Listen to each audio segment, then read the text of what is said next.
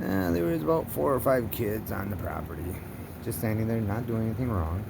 Not trying to say they were, but they were partially on the property. Actually, all 5 of them were.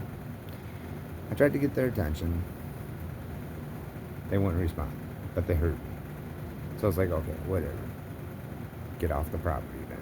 I just would have given them 2 simple rules. Any damages, they're responsible for it. If they get hurt, they're responsible.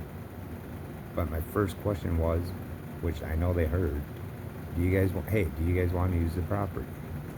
Wouldn't have bothered me. But once they sat there ignoring me, it's like, I ain't gonna go up to you. You're kids. You're like 17. I ain't gonna go up with, no. But they could have used the property. Maybe next time, if they respond, it wouldn't have been a big deal. I just still don't see it as a big deal.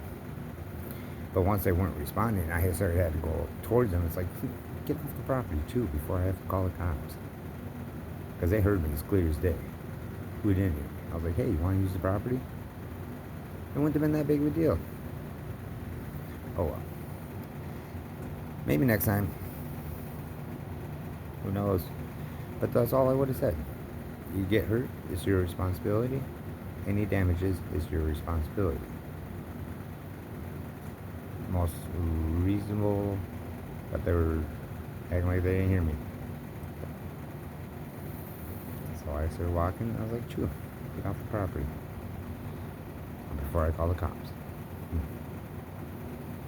I was at the fire pit. They were just at the corner of the property, on the edge of the property. We're not saying they were like they weren't doing anything. I know they weren't going to, but I was gonna let them use the property. They're throwing a frisbee around. They would have been perfect yard. I ain't gonna go directly up to them. I would just, it's 2 rules.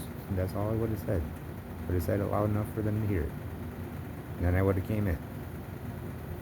All right, whatever. Toodaloo.